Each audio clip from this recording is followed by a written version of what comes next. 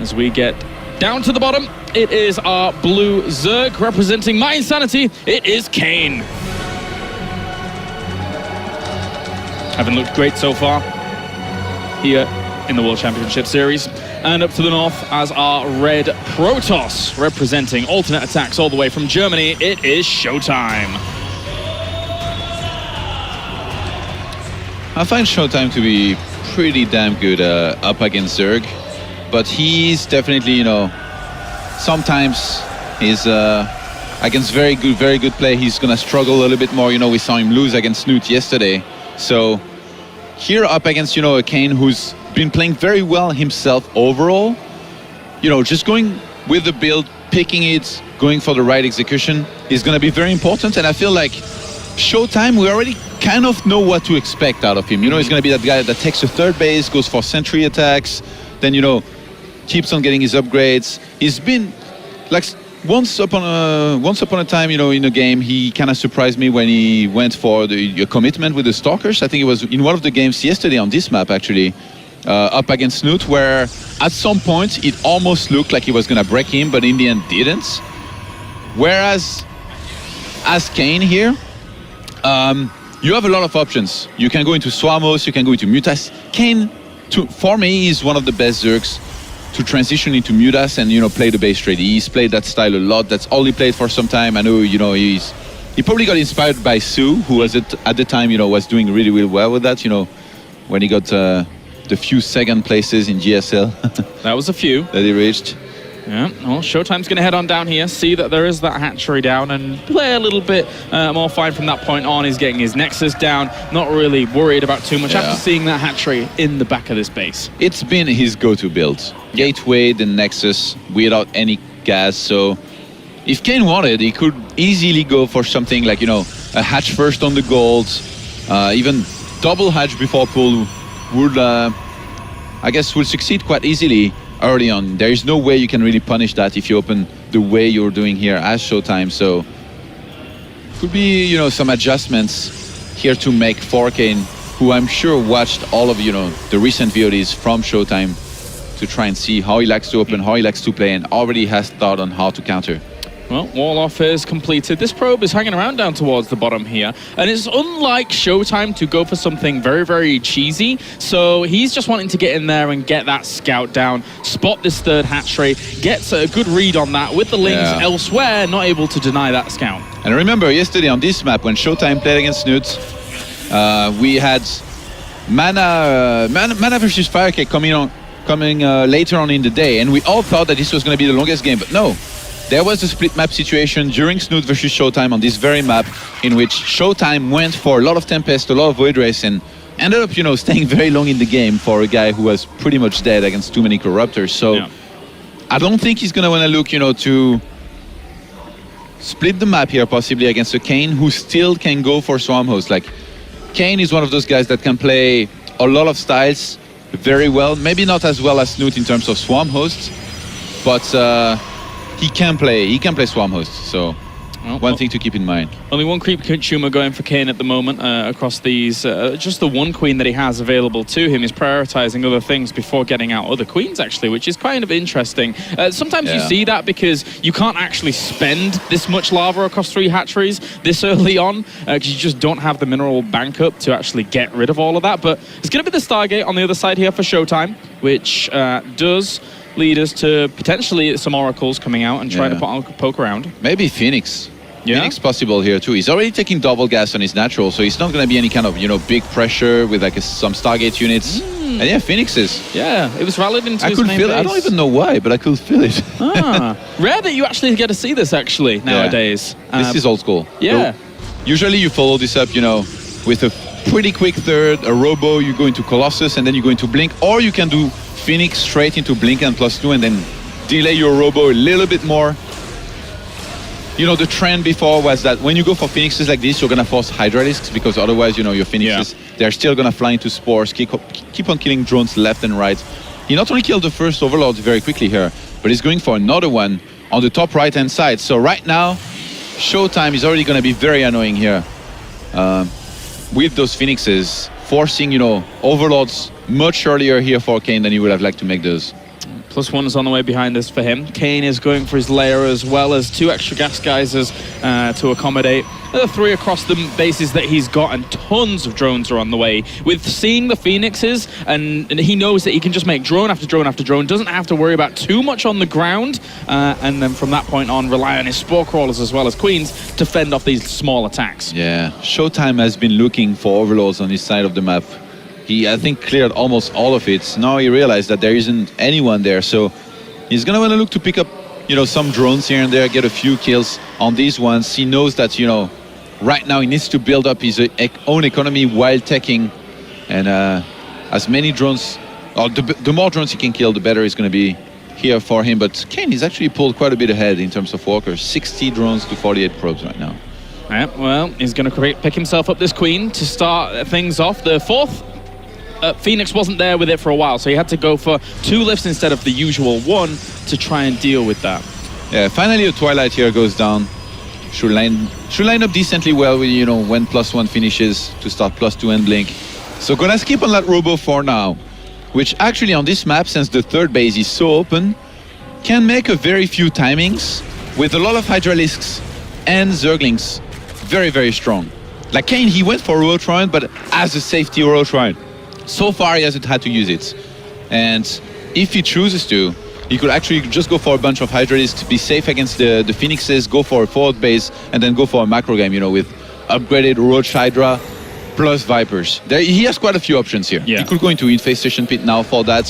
He could go for just the Swarm Host. Yeah, and we do see the Infestation Pit go down now, so... It's so funny that he's actually prolonged this Phoenix production to up to 7. Sometimes when you see this, you actually see +1 weapons coming in for those Phoenix to make them a little bit more potent. And there it is actually going down. So there is the potential, or there was the potential that if you caught the Hydralisks as they were coming out, you can pick them off very, very fast. And they're really, really powerful actually when they have that +1 weapons attack. Nice calls so far in this series. Thanks, man. We call it, no. I didn't mean only you, but I know. We're definitely doing better here than we did yesterday in Haas' last game. Well, yeah, maybe. All right, well, he's going to run off down to the left-hand side here and make sure that all those Phoenix are going to be intact, using those for later on aggression. This is something I feel almost never see. Going into Charge and High Templar here. Yeah. I think...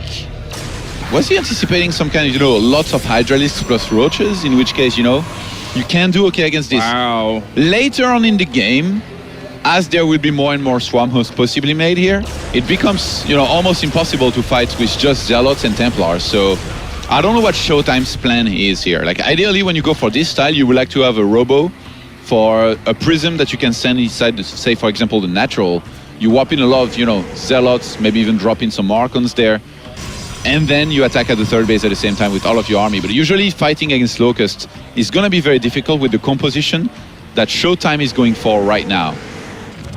Well, these Swarm Hosts are on the way down towards this natural, or at least the 3rd base location. But the Phoenix continue to be extremely cost-effective, and these Hydralisks are having a hard time of actually chasing them down. A drone here, a drone there, and after forcing out the Hydralisks with the Storm now on the way, if they get a little bit too eager in their positioning, they will end up melting. So it's a cool composition that we're seeing here from Showtime at the moment. Yeah, oh well, cool. It looks cool. I don't know if it's gonna do nearly as cool if it has to fight against Swarmos and Locusts. We'll see. Archon is being morphed in as well, and he does have Storm now. So the creep spread, by the way, a little bit lackluster so far here from Kane. He was doing a lot better yesterday against Stern, but he's starting to put a lot more effort into it. We see 3 queens actually in position, you know, to start putting down or placing down, you know, more creep tumors. I like the 3 spore holders here. It's really gonna help in defending against any kind of, you know, Phoenix or War Prism that could get in there.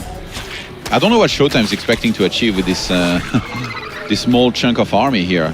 Like I said, Locust is going to be very strong against this kind of composition here without Colossus. Yeah, especially since it's been seen on the left-hand side as well. Unless he just wants to completely, as I've said, be in the previous couple of days, bulldoze through and go for Storm onto the Locust as well as Hydralisks. But he only has 4 High Templars, and I don't think that's going to be enough Storms to break these kind of locations just yet. I'm a little bit surprised that Showtime's not going to try to drop any High Templars for Storms. That 3rd base would be ideal. You know, it could come in from the dead space, but there is nothing.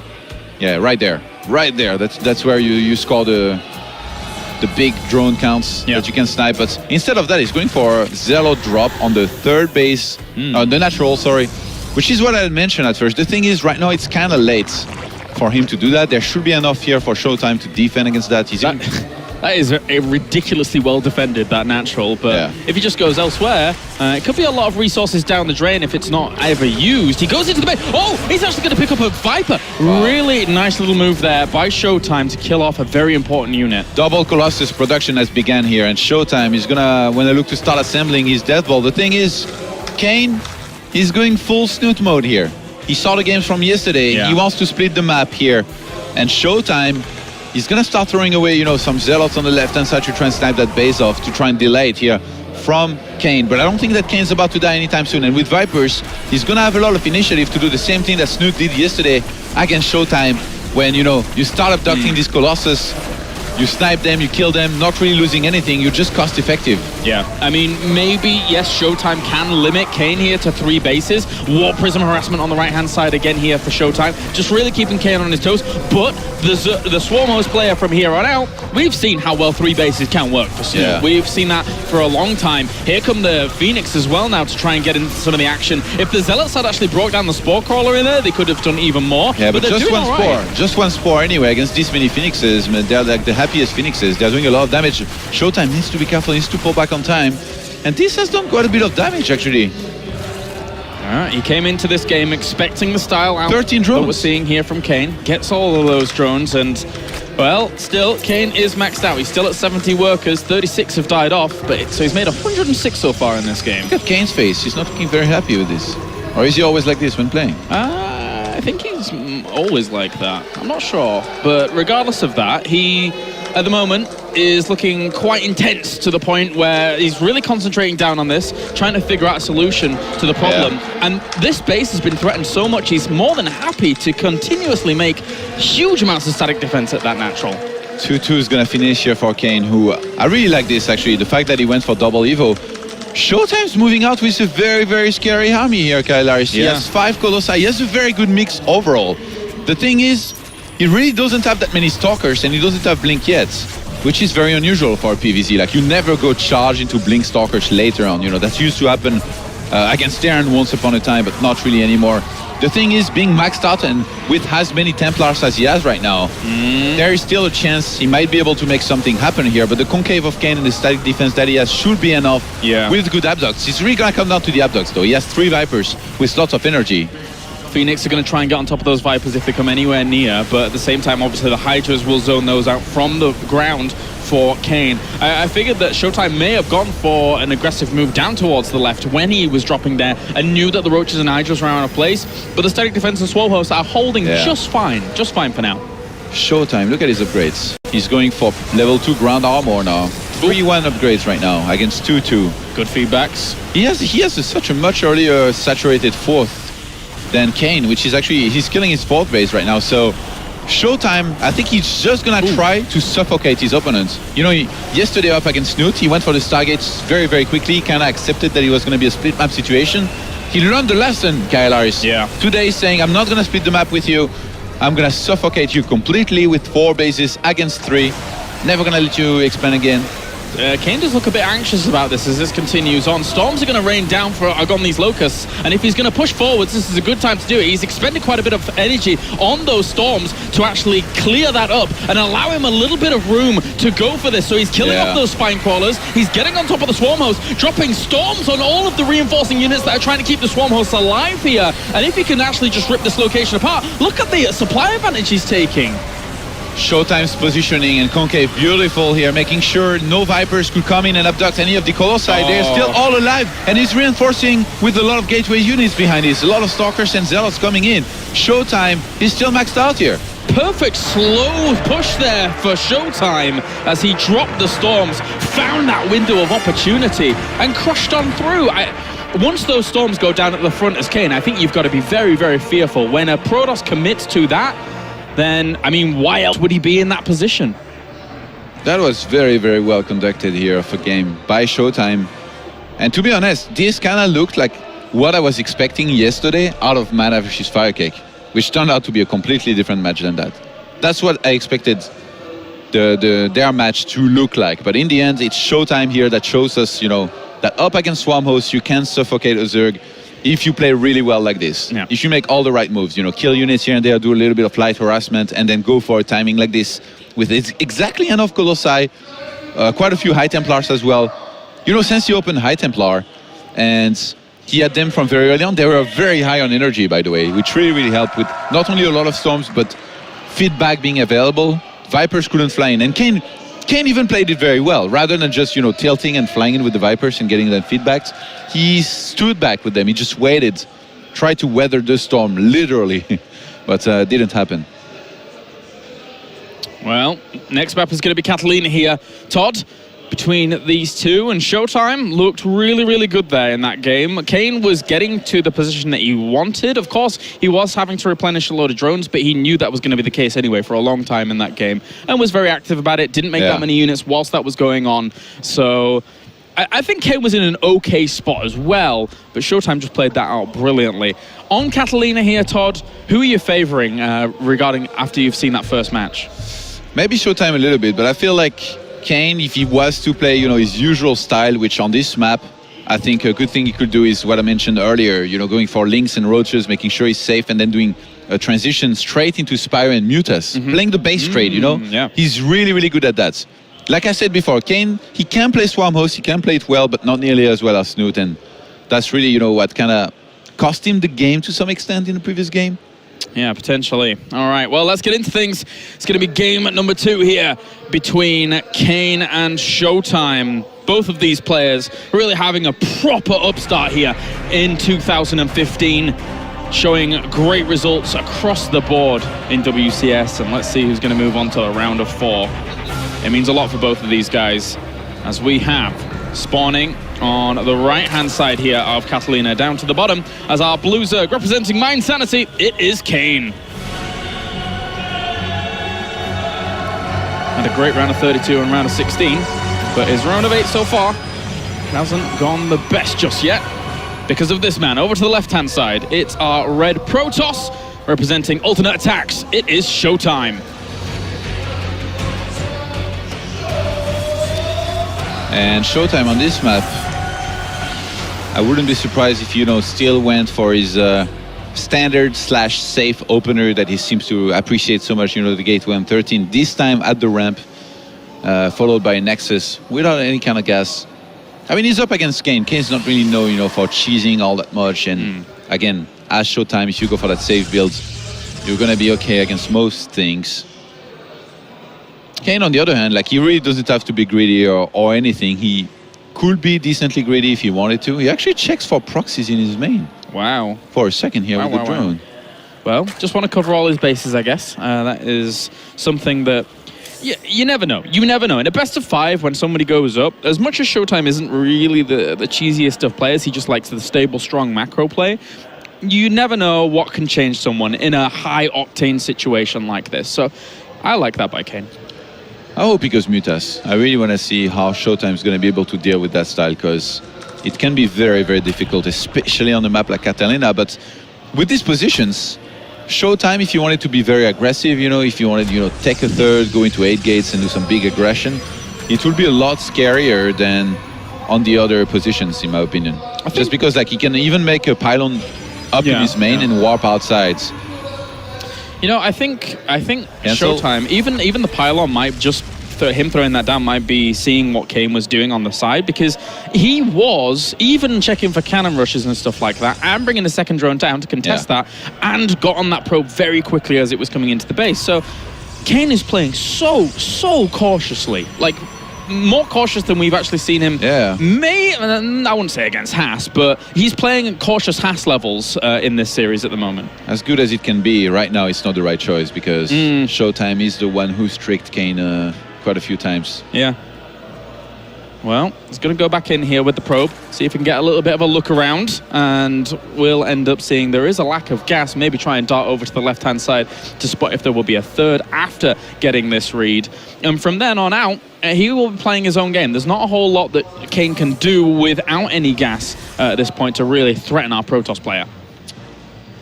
Kane's going to play gasless since he had to rush that third base, which I guess is not that important early on. It doesn't really need speed. I don't think the Showtime, goes for aggressive builds enough for it to be scary. And even then, Kane, he can easily, in a moment, go for a roach run, make sure that he's safe and all that. I wonder what Kane's plan is, and if he already has like a very defined one.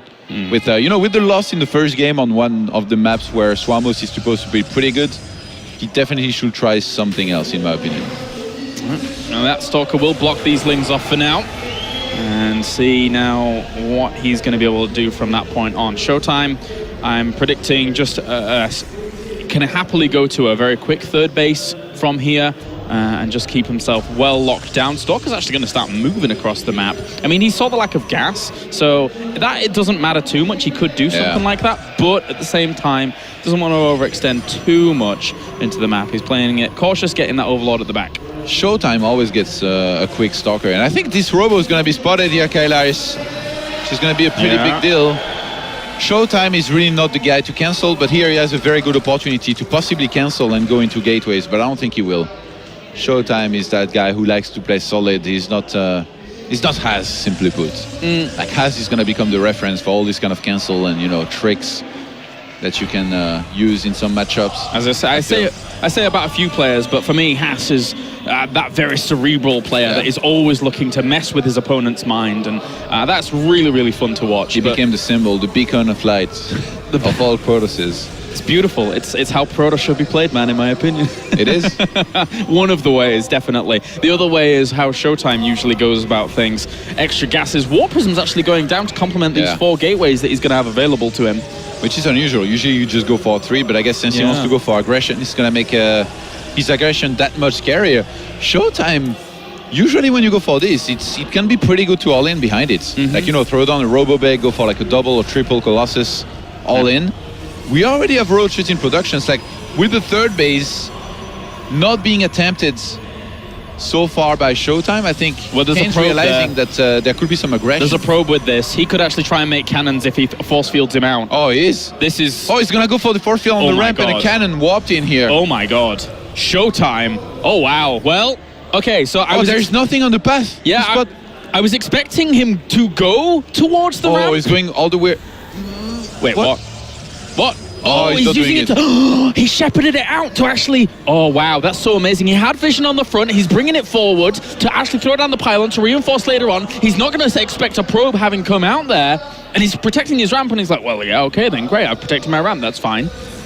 This is kind of cool here from Showtime. Usually with this, though, you go for an immortal push or something behind it. But now it's going to be pure gateway here by Showtime. He's about to reach, I think it's 6 or 7. He's chrono boosting out all the gates. Yeah, he's on 8 gates. Oh, wow. Oh, wow. Showtime. Okay, if this works, then that's pretty impressive. Kane, of course, is supply blocked at the moment, and one of those overlords ended up falling. The Zealots are going to trade off against some Zerglings, which isn't exactly the best. But can this work, Todd? Usually not. But we've seen, force fields winning games here and there. Mostly thinking about Potting here, who's made some magic work in his recent games against Zerg. The thing is, Kane is really worried about another War Prism in the main. Doesn't know about this army. He could get force fielded out of his third base, Skylaris. He sees it. He sees it now. He's going to have to do something, but he's being a little bit apprehensive about the movement forwards, having to defend his at the back with these force fields and a Stalker to start things off. You know what Showtime could have done? Fly the War Prism in the main, lure all the units of Kane, go there. Actually, he finally gets the force fields here to lock him inside of his natural. I'm actually surprised that Kane hasn't started something like Tunneling Class. He hasn't even started speed for his roaches. He's only pumping out units. 2 of those gateways going to be underpowered. Extra force fields will land for this third base so that he can try and put on some pressure here. There's not that many units there. The roaches are going to need to go all the way around before they can even get in. There's no way that Showtime's going to be able to let these up. He will keep force fielding those off. Just a small little slit there for some of those units to sneak on through. But the Zerglings have got into the main base. Roaches get cleaned up in the natural, and he will continue to power up the third. Okay, finally, Kane, you need to go around, man. You're not going to get up there. There's too many sentries. He goes around with a big chunk of roaches and Zerglings. Oh, there's a few roaches in there that he will be able to pick up for completely free. But here comes the left-hand side flank. Now going to try and be exploited here by Kane as he comes around. A few force fields are going to seal that off. Extra units are being warped in. But Showtime takes a supply advantage, army advantage. And the units here have been so cost-effective for him because of the way the force fields have been used. He kills so much. He reduced the army count of Kane massively. Killed a lot of drones. Wow, GG Showtime. Oh boy. Just even the small little detail of taking the probe over there to throw down that pylon and really catch Kane off guard is something that in this series, Kane was not expecting. Not at all. Yeah. It's a little bit weird though, like, I wonder what he was thinking when he saw the army down there and he realized that for a second he could have been force-fielded out of his natural and then he still didn't go down the ramp. But the thing is, if you go down, then you have to take the fight and you can still kind of get your army split, so it's very difficult. Showtime with this build, he basically really exploited, you know, the overlay of the map and used the map terrain to his advantage, much like Parting did recently. Well, Showtime at the moment is one game away from moving on to the round of 4. What a performance he has put on so far here in these past 2 games. Let's hear from the expert panel to see exactly how Showtime has been able to do this. Thank you very much, Kalaris. I'm with the boys once again. Another series, another one-sided one so far. Rotterdam, let's go into game number 1. I know we were here watching it and you had that massive grin like you have right now. Your eyes were sparkling and you loved everything that Showtime did. Yeah, I really did. Like, I've been playing an unhealthy amount of StarCraft lately, like hundreds and hundreds of games, and there's one style in PvZ that I truly fell in love with, and that is that Nexus first into Phoenixes with +1 attack, and then instead of dropping a robo immediately, like people used to do, you actually rely on charge. I like to hit in DTs as well, he didn't do that, but I think this is an extremely strong style, and I was really curious to see how Kane would deal with it, and I actually thought the way that Kane was dealing with it was a very good one, where he didn't make a Roach Hydra attack. A lot of people probably thought, like, he should just Roach Hydra attack against all these Phoenixes, but +1 Phoenixes actually wreck those builds, and if a Zerg commits a lot of their resources into an attack like that, and it doesn't work, it's almost game over. So I felt he took the right approach against it, and Showtime still made it almost look easy. Like, he played a phenomenal game, and I think that's a phenomenal build. I was very excited to see it. If we go back to think about Showtime in the round of 16, in all honesty, he squeezed out of that group. It was very close, he wasn't looking that good, and a lot of people were saying he's not playing like the same Showtime we usually see, but up there right now, he is killing it. Yeah, some solid multitasking in that game, and maybe he saved some of his stronger builds for this part of the tournament, because we didn't see that build earlier on. Yeah, that thing looks crazy strong, and it's very unorthodox. We've never seen that around before. Like Rotterdam says, I was going to say Rotterdam came up with it. I mean, I'm sure that there is always multiple people to play style, but like, I fell in love with this, and I was always like, you know, people always like, haha, Roddy build, hashtag, haha, so funny, you know, Tempest. But when I was doing this build, I was like, guys, like, too many people on my stream, I was like, I actually think this is a legitimately very good build. Like, I called it my masterpiece, you know, jokingly. And I was very excited to wonder if I would see something like it, and the way that Showtime just did it, like, obviously way better execution than I would ever do, but I think that was so awesome. And I almost agree with Fenner, like, this is the type of build that you don't wake up on a Sunday morning in your quarterfinals like, let's mess around with +1 Phoenix. It really felt that he was almost saving it for something, and well, this was great. This was really, really good. The perfect time to save it and the perfect day to wake up and say, I'm going to play StarCraft the best I can ever play, because he is looking that good up there. But let's talk a little bit about Kane. Red face, we talked about it yesterday when he started to lose games, he was getting nervous, getting shaky. What's happening to him up there? I mean, honestly, from the looks of things, we get to see a bit of the perspective of those guys when we get the shots on them in the booths while they're playing. Yesterday versus Bunny, you could really see a bit of the nerves. His hands were shaking really, really badly, and it was kind of impressive because he was able to squeeze that 2 out of that series. It seems he might be almost too focused at this point. I feel he's actually put a bit more pressure on himself than he's let on in the interviews, where he looks very, very focused. You don't have any emotion, and I think in the back of his mind, he's actually quite concerned about this series, and that might be digging into him a little bit. As good as Showtime's playing, is Kane underperforming up there? I think game number 2 a little bit, yes. Like, I think the way that he had his units first in position in game number 2, then normally you should be in a great position because you kind of figured out what's going on. All right, he made a lot of gateways. He's definitely relying on this prism to do some sort of damage, and he didn't find it at first. So normally Kane, a Zerg that is as good as he is, he should be able to keep track of that army from that position on, and he should be able to overrun it eventually. And the fact that he was still caught out of position, I think that, yeah, I think that you can contest that he's playing a little bit under what he used to do. Okay, well, you've just been promoted, Fenner, to coach Fenner. Let's play pretend for a second. You're allowed to go up there, enter the booth, and say, all right, buddy, Kane, listen to me. What are you going to be telling him in there right then to help, hopefully, change this around? he needs to focus on just keeping track of the army, where the harassment is going, because in both of the games, the reason why he fell behind in game number 1 is because he dealt well with the harassment on the right side of the map, but because he was dealing so well with the harassment on the right side of the map, the army kept moving through the middle on the left and taking down that 4th base. Same again in the second game. He saw the army originally, the prism came in, he sees it, he shuts it down, and then he forgets about it. It moves across the left side, 2 force field block off the ramp, move up to 3rd, 2 force fields block off the ramp. He doesn't need that to happen if he knows where the army is. So the key advice, follow that army, know where it is at all times. Keep vision on it. Keep vision on it. All right, thank you very much, guys.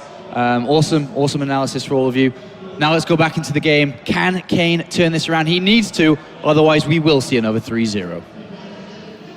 Game 3 about to begin now after a 2-0 trouncing so far here from Showtime, as Kane is really up against it now. He looked so good in the round of 32, in the round of 16. He looked pretty calm and collected, but in this series so far, he looks kind of agitated and uncomfortable with the position that he's been put in. It's really good by Showtime to mix in an all-in like this, a very, very aggressive build, which sadly wasn't scouted. Maybe because, so Showtime, I feel like he doesn't go for these builds all that often. He very rarely goes for this kind of build, in my opinion. Yeah, like, maybe in a show, I guess in a best of 5, it's more likely though. In best of 5, even players that don't cheese much, they understand, the importance of at least throwing 1 or 2 in there, just to make sure you keep your opponent on your toes. And here, it worked out great here for him. All right, well, let's get into things. Going to be game number 3 now at the moment. The man to the right is 2-0 up here in this best of 5, looking to move on to the round of 4 to play against Hydra, who has already advanced on in swift fashion. As we have spawning down to the bottom left-hand corner, it is our blue Zerg representing My Insanity. It is Kane, who has it all to play for now. Needs to win 3 games in a row if he wants to keep his WCS dream alive. Try to line it up with the French guys. And up to the top right-hand corner as our red Protoss, representing alternate attacks. It is a very cool Protoss player. He is... It's Showtime! That was rubbish. They always do very long introductions. I was going to say, like, the thing is that I actually tried to do that before. I can't remember where it was. I think it was an Asian cast, and I was trying to line it up. Maybe we were in Taiwan or something. And it was very, very easy then because they were keeping it short, and you could hear the build-up, but I can't hear the French much at all. So, sorry, bro. Sorry. It's okay. I will think no less of you. It's okay. For this, but for some other things. Yeah, I was going to say, other actions that have come to pass. Showtime's changing it up here, by the way. Rather than going for the standard, gateway and Nexus, it's going to be a Nexus first here in this game. He's scouting for a little bit of proxies here. Sometimes players get desperate, especially after being down 0-2. Kane is definitely also one of those Zergs that can throw in, some funky builds here and there, so gonna want to be careful here for Showtime. He's just gonna go for Nexus, go for Scouts, and behind this, the standard gateway in the main. Oh wow, Kane. Really, really playing very, very greedy here, potentially. Oh, thinking about the gold base. No, just going for that triple expand, or double expand even, I should say, off the back of anticipating his opponent going for a Nexus first or something a little bit less aggressive. Very cool start here from Kane. It's going to put him in a great economical spot to propel himself forward in this game number 3, which he needs. He needs it. I feel like it's very hard for Kane to solve the Showtime problem right now, because Showtime, he's been hitting, very, very insane timings. Yeah. Here and there, he's always making a lot of sentries, and he's using these perfect force fields that make it so difficult for Zerg to deal, with sentries, stalkers, and all that. So right now, he has to be thinking about how to exactly play against this. It's just so difficult. If Showtime, was playing very well, but playing fairly passively and all that, going to the late stage of the game, just mixing units very well, then I feel like it would be much easier for Kane to come to the right conclusions, as to what he needs to do different. But right now, having to defend against somebody, who attacks as well as Showtime, it's been very difficult here for Kane. So he's going to need to do everything better, I feel. Macro, see the attacks coming early to be able to prepare, set up the concave and all that, big flank. Yeah. Well, I mean, when you have a curveball thrown at you like you did in Game 2, where Showtime just generally isn't going for something like that, it will throw you off. But Kane has to keep his composure somehow, some way, solve the Showtime conundrum, which does sound like a game show now that I think about it. And from that point on, he just needs to get back to that rhythm that he was in the past couple of days. One of the greatest things that I've come to like here about Showtime's play is that every single time his Cybercore is up, he gets a Stalker immediately, and that's denied so much scouting, even like chasing away the Overlords like this. Kane has been playing without information for the most part. Yeah.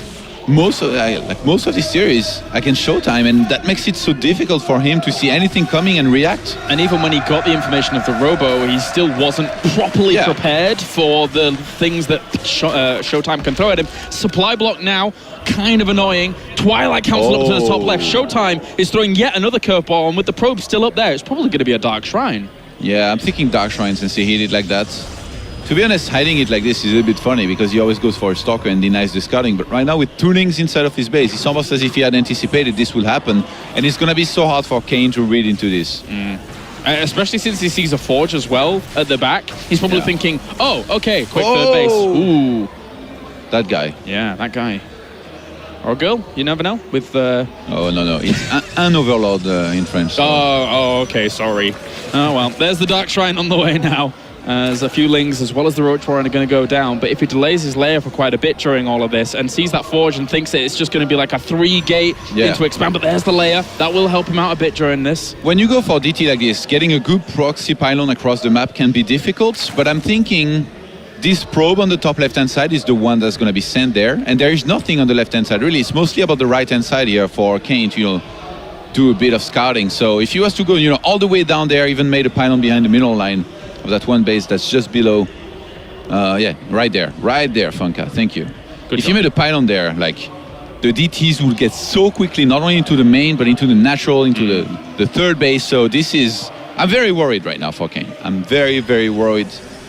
And the thing is also, like Showtime, he doesn't really open Stargates, and when he does, it's a lot more scoutable, and then, you don't need to get the Spores ASAP, because the first Oracle, you can defend better with just Queens at first and then with Phoenixes. And now rushing the third base like this, Showtime's is selling story too. He's saying, I'm going Blink and +2, very standard. Don't worry, you don't need to be worried, I'm going standard. You completely stole the words out of my mouth. It's very, very good selling of the story here. Here's a Spire going down for Kane, so he was going towards that Muta play that you were mentioning before, but with 3 Dark Templars, if they're all together and they just go for a hatchery, I think he's going to split them off and try and go for drones, but if they went for a hatchery in a location, it's like 18 seconds before he saw them in the middle. He spotted them. Good reactions there by Kane. Really good reactions, not breaking a sweat here at this moment, but well, even the Dark Templars see the Overseers morphing up and they've got to just try and do damage wherever they can. Wow, and so far they haven't done anything.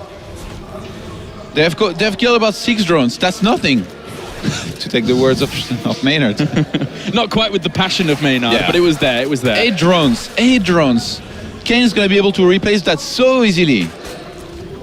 We see 11 drones. Well, I guess I'll replace those. He says 13 drones in the production tab here for Kane, now what that means essentially is that Blink's going to be late. A lot of the production facilities of Showtime are going to be late. Usually you get a Robo behind it, which is going to be completely useless against Mutas. So Kane's very happy with the way this has gone here. He's going to get a lot of links, a lot of roaches to make sure he's not only safe on the ground, but he can later hit. Usually when you go for Mutas like this, you fly them into the main Kaelaris, you start doing damage there, and you hit the third base with the ground army. And Showtime not being aware of this for this long, he's going to be so surprised. Blink is not even halfway through done. You need Blink against Mutas. Yeah, I mean, it's just a minor thing for Showtime here, but when he sent those Dark Templars through the middle, I was expecting him to send them down the right to actually try and get there quickly without being spotted. Through the middle, there's the potential that you do get spotted there, so it's just a minor thing, but now Kane knows everything. Showtime having spotted the Mutas as they came out, he's starting to throw down cannons in the main. He wants to make sure he's going to have enough Stalkers spread out across his bases. He already has 2 cannons in the natural, which is definitely going to help with the photon overcharge. He's going to be seeing out Blink. Kane, though, is a master of this style. Yeah, he is. These Mutilisks going to fly into the mineral line. That cannon is nowhere near completion. He can easily just sit here, kill the cannon, and cause a lot of disruption here to the mining time of Showtime. He's down 50 supply. This is a perfect opportunity for Kane to get himself back in this series, even just working on the pylons for a second there. Yeah. This is something that could do a lot of damage, by the way. Right now, a War Prism's moving across the map to try and warp in, Zealots, DTs, send them into the main mineral line, and there's no static defense. There are no Overseer nearby. This could do a lot. I think it's been spotted. It's envisioned to be spotted here. And Kane, he was hesitating for a second. He needs to come back faster. Yeah, decides to turn around with the Force in the middle. That does have an Overseer with it. And the Dark Templar, as well as the Zealot, will be cleaned up pretty quickly. And also the Warp Prism, because there's so many Mutilisks on the map. So good defense there by Kane. There is a few different ways to counter this. You can stay on the ground here for Showtime and, just mass on Blink Stalkers. Sometimes even add a bunch of Colossus, to deal with the amount of links that you could face on the ground. Max out, get a lot of cannons, move out and fight. Or you can go for Phoenixes. Right now, Showtime already having 13 Stalkers, even though it's 20 Mutas, he can warp in a few more of the Stalkers, be safe against the Mutas, and then tech into Phoenixes. Whoa! But Kane's gonna try to make something happen. That was ambitious. The sentries. Yeah, it's he could have tried to catch actually those. There was the Photon Overcharge doing a little bit of damage at the natural, and even the main. He had 2 Photon Overcharges actually on the next side, which you don't really see too often. There is a fine line between rushing things here for Kane, which he shouldn't do, and having to deal some damage, because if he stays idle, if he doesn't make anything happen, then he's letting Showtime max out, he's letting Showtime go into Phoenixes with range, and then it's just so difficult. So he's actually, oh my god, that cloud of Muta is massive. Yeah, he's got 27 Mutas at the moment. Against 13 Stalkers only. What are you doing, Showtime? You need more and more Stalkers before transitioning into Phoenixes. He could just kill him. He could just kill him outright. I mean, that is a lot of firepower here behind the Mutilisks. He does see that the Fleet Beacon is being added on, so he's trying to do what damage he can to these Stalker numbers. He should just fight it straight up. These Stalkers really don't have the firepower available to them to actually push this back here from Kane, who is swinging around with the rest of his army in towards the main base. Still 20 Stalkers, still 20 Mutilisks against 3 Stalkers, 2 Phoenix. Showtime is so up against it. The sentries were in the third base, and Zerglings are going to enter through the natural now. They're going to head in the main to help against the Stalkers even. The Swarm's going to overwhelm. The Swarm is continuing on top of all of the Phoenix that are about to pop out. He's trying to micro them back, and at the same time, he is actually cleaning up some of the force at the front, but it's not much use. He's lost tons of probes, he's lost tons of his army, and it's 100 supply advantage here for Kane. Yeah, I mean, not much you can do here as Showtime, but try to survive, try to squeeze out more and more Phoenixes to hold against the Mutas, but Kane at this point, he has a 5th base up. Nexus goes down. He's got even less economy than he did before. The Zerglings in the 3rd base as well, as Kane chases down those Phoenix without the range upgrade, making it all the harder here for Showtime to recover. He made the gamble at the very beginning of the game. It didn't pay off. GG. Kane is able to take game number 3 and make this a bit more of a meal than our first series of the day. A bit more of a meal. After he ate some rabbit yesterday, he's in a bit of trouble here against Showtime, but finally brings it back with, guess what? What did I tell you? What's the best way to deal with a Protoss player like Showtime? Roachling into Mutas, man. It's that simple. When you're good at it, why try to play anything else, really? I really expected you then to say, what is the best way to deal with a Protoss? Not just a Protoss like Showtime, but... It's like Haz, Haz, he's good at cheesing. What does he do? He doesn't try to macro. Well, Kane is very good at roachling into Mutas.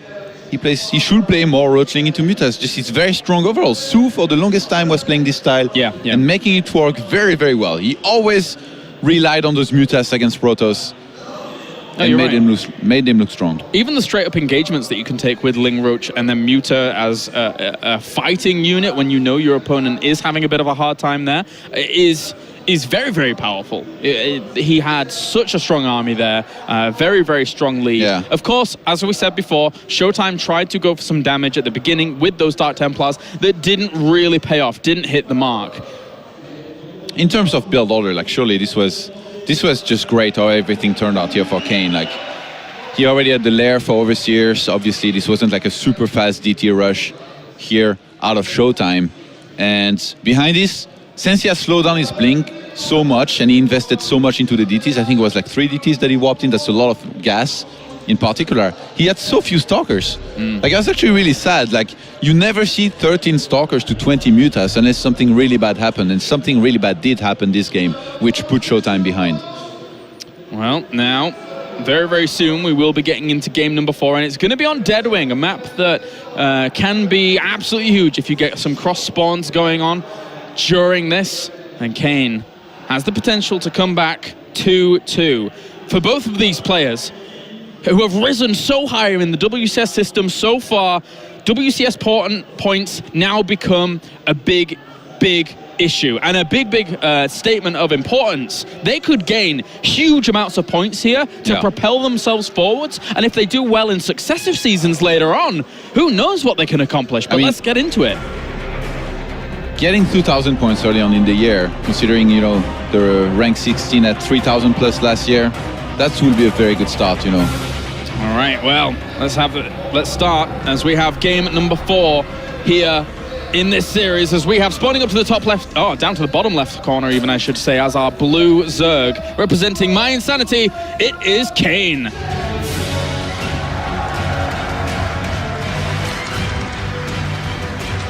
And up to the top left-hand corner, it's our red Protoss, representing alternate attacks. 1 game away from the round of 4, it is Showtime. Kind of feels like on this map and in these positions, if Kane was to try the same thing and Showtime play standard, it wouldn't be nearly as good. Like, Showtime, you know, he's very, very good, you know, at taking a third base, going to a lot of Blink Stalkers, and then moving out and making something happen. If you're going to only roach Link straight into Mutas, then the force fields are kind of going to reign supreme. I wonder if he was thinking about a cannon rush here. He went for a pylon down the ramp. Yeah, he's actually rallying a probe already at his natural, but since he's going to scout Kane first, it's very likely that Kane's just going to go for a pull first here anyway. Yeah, you see that drone. He's ready for the pull. Yep. Oh, he's going to prevent it. Nope. Duke and driving, but it's not successful. As for now, it's not really much more he can do from there, so we're probably going to be seeing Nexus first here from Showtime. He is 1 game away from the round of 4. I can't emphasize enough how amazing that is for a player like Showtime. Even a player like Kane, who, yes, has to win 2 more games. The opportunity and the WCS points, the prestige, everything that comes along with a round of 4 spot is amazing between these two, who don't normally get to this position. This is the first time either of them has really been in this spot to grab it by the horns and really go at it. Yeah, it's a great adjustment by Showtime not to go for the Forge before the Nexus. He's going to be able to start that much earlier.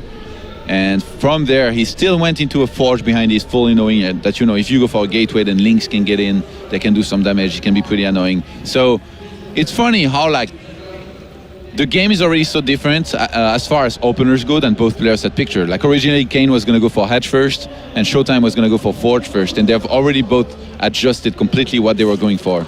And right now Kane's going to figure out that he's up against a Nexus and most likely a Forge, and I guess he's going to be pretty happy about it. That means he can drone for a very long time, but not for too long, Kailaris, because Showtime, much like every other Protoss, he knows that he has to, you know, be out there, be inflicting some damage, or I think at least be threatening the Zerg player, because if you don't do that and you let a Zerg rush to 70 to 80 drones, well, winning's going to be pretty tough.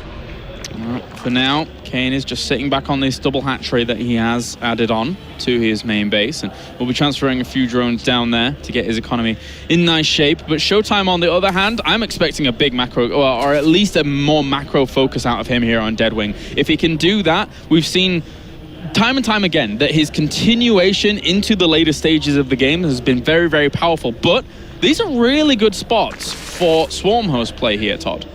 Yeah, the thing is, with the way the first game went, even if Kane was to go for it, I don't know. I'm not a big fan. You don't think it will work at all? He would have to play a lot better than the first game, and I mean, even though he played well in the previous game, it's really, you know, that build order that propelled him very well into the game. So I don't know if Kane's ready yet. He hasn't reached, you know, the snoot status or the 5K one where when he goes for Swamos, he's very, very threatening. Showtime has, he's even shown us, you know, that he can deal very well with the Swamho style. He's got quite a bit of practice against it on the European ladder, so. Well, we're going to see Stargate again from Showtime, and it may just be straight to Phoenix again here. as it did serve him well. There's 2 Overlords outlying on the edges of his base that can be killed off first by those Phoenix. You know, that game on Vanny, actually, like when your opponent opens with 7 Phoenixes, it's actually so hard to go into a Spire. So that might have been why also Kane chose to go, for Schwamos rather than even try going for a Spire. Very few Zergs would dare doing that. AKA only blind Nurture, and every single time. And they go for Corruptors and then Mutas, but it's very hard to pull off. All right, well, let's see how Kane's going to fare against this time. He was able to replenish his drones very, very quickly, keep that economy high and strong. And if he's able to do so again, could be good, but it's going to be an Oracle. And the Overlord moves in straight away and sees the Oracles in production. So really good scout there by Kane. Yeah, especially seeing that it's an Oracle, it's a pretty big deal in knowing, how to time these spores that he's going to be getting. The walker count is something we should pay close attention to. Like Showtime's doing a good job, of getting probes out, but this is really the time when Kane is going to start getting a lot of drones out at the same time. And he's already gone for the spores, so for now it's only going to be drones for quite a bit here. Only 2 gases so far. The Oracle's on the way. 3 spores about to finish up, as you just mentioned, with that Roach Warren almost complete as well. This Oracle, I'm not sure whether Showtime can get a huge amount done with it. There isn't too much connection of creep between these bases, so the Queens can't reinforce too easily, but at least the Spore with 1 Queen is enough. The German Air Force, man. Flying in there, getting just 2 drones, making sure he gets out of here, without losing too many hit points. And in the meantime, we have, Showtime, he's just, taking the 3rd base, not the quickest that you can take. And by the look of things, he's going to make the same Twilight, addition that he did in the previous game on Vanny. But the thing is, back then, he went for, a little bit of a funky transition with like Charge and then High Templars and Storm. I wonder if he's going to do the same here. It worked out pretty well for him, but I don't know, like, it's really because he played it so well and, went for transitions, and Kane didn't play it that well. Like, I feel like it wasn't supposed to work as well as it did. Avoid phase starts. Well, yeah, because this is a really aggressive push here by Kane, who has brought a lot of Roaches and Lings forwards, continue to make Lings. But I'm starting to think whether or not we might see something like, the SOS play with the additional targets. But first, he needs to hold this comfortably. He needs to start dropping in Stalkers. He doesn't have that much firepower here against these Roaches. Sentries do well against Lings, but not Roaches. Nova charges up. The Lings that flooded through actually got cleaned up pretty well by the sentries that were there. And now these Roaches and Lings have not really done much. I mean, they underpowered some of the gateways, sure, at the front. They're going to try and break down these rocks, but with the Void Ray now here. Turn around. You've activated. Go, kill the... Well, I mean, you can go that way as well. So, he's got 5 more gates. And Blink and +2. Okay, Showtime. He just realized that Kane, he cut Walkers at 66, went for a lot of units. He knows that behind this, he can just stay on his 55 Walkers or even add a few more and go for a massive gateway attack. Yeah. It's like when he sent in the Oracle and was flying around and saw all those Roaches eventually coming along, he knows that that's so much gas investment that there isn't too much for Kane to be able to follow that up with at the moment. There's more Roaches on the way, but +2 and Blink is going to be able to shred up just letting that Roach alone. This is going to be very, very difficult here, I think, for Kane. 10 gates in total. 10 gates, Skylaris. That's a massive amount. Yeah, this is going to get really, really dodgy. Very, very dodgy. Unfortunately here for Kane, unless he buckles down and somehow finds a route out of here, this is going to be hard. He's got the Infestation Pit on the way, but if he Chrono Boosts into +2 and Blink, he's Chrono Boosting into +2. That's the most important one because it is a little bit far behind. He's going to be whopping his Stalkers 10 by 10. Yeah. And he's even going to have detection with that Oracle. Starts killing the Crypt Tumors.